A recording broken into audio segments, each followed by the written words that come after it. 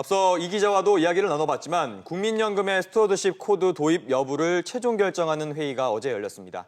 주주권 행사 범위를 두고 이견을 보이면서 최종 결정은 다음 주로 미뤄졌습니다. 네, 스튜어드십 코드에서 스튜어드란 집사를 의미하는 건데요. 집사와 같은 마음으로 재산을 잘 관리하라는 뜻에서 비롯됐습니다. 자, 과연 국민연금은 국내 증시 큰손으로서 주주권을 제대로 행사할 수 있게 될까요? 전문가와 함께 이야기 나눠보겠습니다. 서강대 기술경영전문대학원 김연학 초빙 교수입니다. 어서 오세요. 어서 오세요. 안녕하십니까? 예. 자, 교수님, 이제 국민연금의 스튜어드십 코드 도입안이 어제 의결이 안 됐어요. 네, 그렇죠. 예. 그런데 이게 어떻게 그렇게 좀 큰 사안인지 좀 궁금하거든요. 물론 이제 스튜어드십 코드가 제대로 작동하게 되면은 우리나라 기업들의 경영 관행, 지배 구조 이런 것들이 총체적으로 바뀔 수 있는 굉장히 큰 사안입니다. 예. 다만 현재 진행되고 있는 논의 과정을 보면 그렇게 크게 이런 우리가 흔히 말하는 태산명동의 서일필이란 말이 있지 않습니까? 네. 당장은 큰 임팩트가 없을 것 같습니다. 왜냐하면 사실은 스튜어드십 코드 하면은 사회이사로서 경영에 참여한다든지 주주권 행사에서 경영에 참여하는 것이 가장 큰 핵심 사안인데 네. 그 핵심 사안은 이제 빠져버리고 지금 정부가 제시하고 있는 것은 뭐 부당 지원 행위라든지 경영진 일가의 사익 편취 행위 등 주주 가치를 훼손하는 그런 데서만 이제 좀 간섭을 할 수 있게끔 돼 있는데 지금 가장 핵심적인 게 빠지고 주변 사항만 이렇게 지금 관여하게 돼 있거든요. 알맹이가 빠졌다. 알맹이가 빠진 거죠. 네. 물론 뭐 또 그렇게 된 것은 또 다른 이유가 있습니다. 여러 가지 지금 국민연금의 독립성이 과연 있는 기관이냐라는 예. 그런 걱정들이 있고요. 그다음에 아까 기자가 레포트에서 네네. 자본시장법 말씀하셨지만 자본시장법도 개정이 돼야 되고 더구나 또 상법 이 개정이 돼서 주주들의 경영 참여가 좀 더 활발할 수 있게끔 그런 제도적 장치가 밑받침이 돼야 되는데 예. 그런 장치가 밑받침되지 않은 상황에서 무리하게 일을 추진하다 보니까 우리 흔히 말하는 개문발차 준비 안 된 상황에서 추진하다 보니까 그래서 지금 정부안이 통과된다 하더라도 예. 당장에 미치는 영향은 그게 크지는 않을 것이다. 저는 그렇게 생각하고 있습니다. 네. 그렇군요. 자, 그러면 스튜어드십 코드가 뭔지 좀 자세히 알아볼 필요가 있을 것 같은데 제 의미를 찾아보게 되면 이제 국민연금이 집사가 돼서 기업을 감시하고 또 국민들의 노후 자금을 지키려는 제도 이렇게 돼 있단 말이죠. 네. 진짜로 이렇게 실행이 된다라고 하면 어떤 변화가 나타날 수 있는지 먼저 짚어볼까요? 이제 스튜어드십 코드라고 하는 것이 꼭 국민연금뿐만 아니고 영국에서 이제 영국에는 보면 영국 영화 보시면 여러분들이 대저택에 집사가 있지 않습니까? 그렇죠. 그 집사가 네. 집안 살림을 다 맡아서 하는 거죠. 네. 단순한 관리자의 의무를 벗어나서 재산을 관리하면서 주주들의 이익을 위해서 좀 적극적으로 경영에 참여한다는 뭐 그런 뜻이고 2010년에 영국에서 도입된 이래로 지금 주요 선진국에서는 거의 다 도입이 됐습니다. 우리 네. 이웃 일본도 2014년에 도입이 됐고요. 예. 다만 미국의 경우에는 아직 도입이 안 됐는데 아마 미국도 올해 정도 도입이 될 예정이라고 합니다. 자, 그럼 스튜어드십 코드가 활성화되면은 예상할 수 있는 결과로는 긍정적인 측면도 있고 부정적인 네. 측면도 있습니다. 그렇겠죠. 긍정적인 측면은 우리가 뭐 이상적인데 예를 들어서 이제 단순하게 재무적 투자자가 아니고 잘못된 그 경영진 행태에 대해서 바로잡고 적극적으로 참여해서 그걸 바로잡아주면 당연히 주주 가치가 오르고 주가가 오르겠죠. 예. 긍정적인데 다만 이 또 긍정적인 측면만 볼 수 없는 것이 우리나라처럼 아까 재반 여건이 성숙되지 않은 상황에서 특히 국민연금의 독립성이 보장되지 않은 상황에서 정치권이라든지 정책적으로 국민연금을 작용해서 기업이 주주 이익보다는 어떤 정책의 목표를 달성하거나 혹은 너무 공공성에 치중하는 방향으로 경영상 의사결정하게 되면 주주 이익은 손상될 수도 있는 거죠. 그래서 이건 굉장히 예민한 문제입니다. 이게 예. 잘 운용하면은 긍정적인 효과를 낳을 수도 있지만 잘못하면은 우리 미래의 그 소중한 자산 600조 연금이 오히려 줄어들 수도 있는 그래서 국민들의 노후가 불안해질 수도 있는 그런 양면의 날이 있기 때문에 이렇게 논란이 분분한 것입니다. 네. 그러면 정말 스튜어드십 코드를 먼저 시행했던 다른 나라들은 지금 어떤 상황입니까? 일단 뭐 자료를 보면은 예. 상당히 긍정적인 효과가 나타난 걸로 예. 나와 있습니다. 영국의 경우에는 배당 수익률이 3%에서 한 4 내지 5%로 올라갔고요. 그다음에 6개월간 푸치 지수라고 네. 파이낸셜 타임 지수인데요. 네네. 20% 정도 올랐습니다. 네. 일본의 경우에도 도입되고 나서 배당 성향이 6개월 동안 한 3.7% 정도 상승했고요. 1년간 주가도 26% 오른 걸로 와. 나와 있습니다. 네. 다만 지난 수년간의 글로벌 증시가 굉장히 좀 하락이었습니다. 그렇죠. 그래서 이 해외에서 주가가 많이 오른 것이 단지 그 스튜어드십 코드 도입 효과냐 그것만으로 보기 어렵지만 적어도 선진국에서는 긍정적으로 작용한 것은 사실로 보입니다. 영향을 좀 그렇군요. 줬다. 예, 긍정적인 영향을 미친 것으로 보입니다. 예. 20% 주가 상승이 다는 아니겠지만 네, 네. 뭐 절반이라도. 예. 자, 그러면 본격적으로 좀 이야기를 좀 나눠볼게요. 사실 어제 그 회의에 참석한 위원들 말에 따르면 복지부가 이 스튜어드십 코드 도입 최종안의 위원들 간의 쟁점 사안이 총 3개 정도가 된다. 네네, 네. 이렇게 얘기를 했는데 네. 이 가운데 가장 쟁점이 바로 경영 참여 예. 이거 아니겠습니까? 예. 그러니까 제가 조금 전에 말씀드린 대로 이 핵심은 경영 참여입니다. 네. 지금 뭐 계열사 부당 지원 행위라든지 경영진 일가의 사익 편취 행위는 이거는 공정거래위원회나 검찰에서 나서서 많이 그런 일이 있다면 조사를 하고 시정을 처벌을 해야 될 일이지 어떻게 연기금들이 뭐 정보기관도 아니고 수사기관도 아닌데 그런 일들에 대해서 조사를 하고 가겠습니까? 그래서 그렇죠. 실질적으로는 경영에 특히 이사진으로 참여를 해서 어떤 주주 이익을 위한 지금 우리나라 재벌 회사들 다 그 주의로 전락하지 않고 사회이사들이 예. 그렇기 때문에 사회에서 적어도 대주주의 이익이 아닌 일반 주주의 이익을 위해서 발언할 수 있는 그 경영 참여가 가장 중요한 안건입니다. 근데 일단 예. 그건 아까 말씀드린 재반 여건 자체가 성숙이 안 됐어요. 그러다 보니까 지금 뭔가 하긴 해야 됐고 그 이슈를 보시면 연초에 대통령께서 이 스튜어드십 코드 도입을 한번 검토해보자. 이건 기업 지배 구조를 위해서 필요한 건 아니냐라고 말씀을 하셨고 그다음 최근에 이제 한진 일가의 그 갑질 논란이 불거지면서 대주주인 국민연금이 뭐 하고 있느냐, 뭔가 해야 되지 않느냐, 네. 이러라고 하는 이런 여론에 좀 떠밀려서 좀 급하게 물론 스튜어드십 코드는 수년 전부터 검토를 하고 있었습니다. 그런데 그렇죠. 아까 말씀드린 대로 재반 여건 자체가 성숙이 되지 않았고 공감대가 아직 이렇게 확립되지 않은 상황에서 무리하게 하려다 보니까 결국은 핵심을 빠지고 뭔가 좀 약간 곁까지 가지고 우선 시작해보자. 그러다 보니까 이제 위원들 간에도 의견 차이가 심하고 핵심 빠지고 뭘 하느냐라는 의견도 있고 우선 이것만 가지고 좀 해보자. 이렇게 갈리고 있는 것입니다. 뭐 사실 이번 회의에서는 경영 참여 여부가 주로 논란이 됐습니다만 사실 국민연금이 자산운용사의 의결권을 위임하는 문제를 두고도 견해 차이가 큰 것으로 전해졌거든요. 그러면 네. 이 부분은 어떻게 봐야 될까요?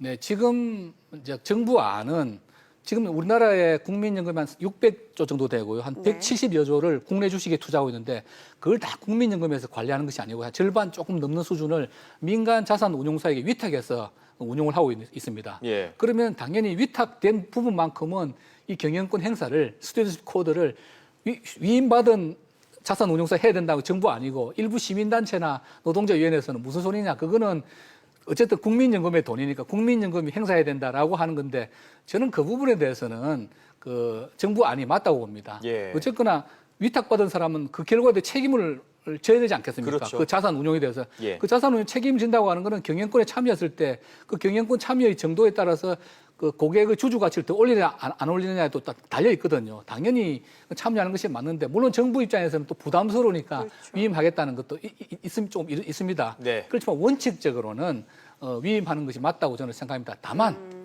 지금 우리나라 자산 운용사들이 그러면 그 위탁 받았을 때 아까 말한 이런 어떤 그 계열사의 부당 지원 행위라든지 경영진 일가의 갑질 이런 것에 대해서 조사하고 할 수 있는 그런 능력이 되느냐는 건 별개의 네. 문제입니다. 예. 왜냐하면 그 국민연금까지 큰 회사도 제대로 지금 못 보고 있는데 조그마한 자산 운용사들이 그냥 이 회사들은 재무제표만 보고 순수하게 재무실적만 가지고 투자를 하는 것이거든요. 네. 근데 다른 이런 어떤 수사권이 필요한 이런 상황에 대해서도 다 조사를 하고 거기서 의견을 표시해야 된다는 그래서 수탁받은 자산운용사들은 굉장히 부담을 느낄 수 있고 두 번째는 국민연금이 이래서 예라고 한 안건에 대해서 네. 그 수탁받은 자산운용사들이 자율권을 준다 한들 아. 노라고 할 수 있겠느냐라고 하는 않죠. 현실적인 문제였습니다. 그렇죠. 그래서 제 생각에는 논리적으로는 수탁기관에 그 의사결정을 주는 것이 맞는데 현실적으로 그렇게 할 능력과 입지가 되겠느냐는 그 또 다른 문제가 있긴 합니다. 네. 자, 그런데 스튜어드십 코드 도입하는 자산운용사의 그 추가적인 가산점 부여 뭐 이런 얘기가 예. 나오는데 사실 용어가 좀 어렵습니다. 예. 이게 뭐 어떤 게 문제가 되는 겁니까? 이게 원래 스튜어드십 코드라고 하는 선진국에서는 강제 조항은 아닙니다. 권고 사항입니다.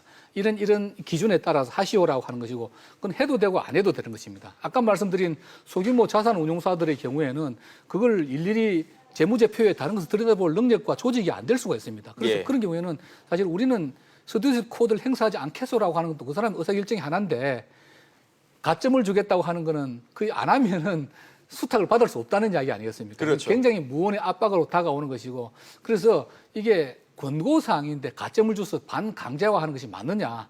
그러면 결국 능력이 안 되는 소규모 자산운용사들은 국민연금의 눈치를 보고 결국 국민연금 의사결정에 따라가지 않느냐.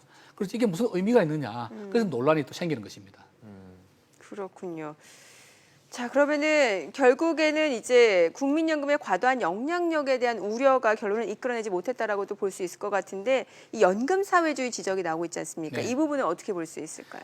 저는 정부가 지금 대통령의 지시사항도 그렇고 정부가 하려는 것도 연금 사회주라고는 관계가 없다고 봅니다. 네. 예. 정말 너무 지금 재벌의 경영 형태가 개선돼야 될 점이 많기 때문에 어떻게 많은 대기업의 대주주로 참여하고 있는 국민연금이 기금하면서 우리나라 지배구조랑 바꿔보자라는 순수한 저는 의도는 좋은데 근데 오히려 저는 보면은 이 위원회에서 일부 노동자 단체라든지 시민단체 주장은 연금 사회주의 성격이 좀 없지는 않다고 보고 예. 있습니다. 특히 공공성을 강조한다는.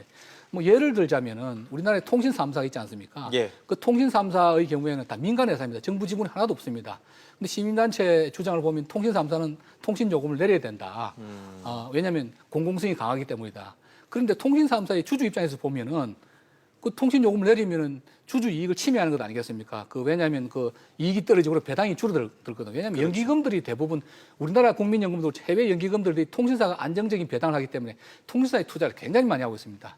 그런데 그런 통신사의 공공성을 외치던 분들이 지금 연기금에 들어가서 가 계십니다. 예. 그런 분들이 당연히 예를 들어서 통신사가 이익을 많이 내고 주주 이익을 해서 배당을 많이 하라라고 주장을 못 하실 것 아니겠습니까? 그렇죠. 그래서 정부의 의도는 그렇지 않지만 일부 지금 논의 과정에서 그런 색깔을 띈 주장들도 나오고 있어서 그 부분은 저도 좀 우려가 되고 있습니다.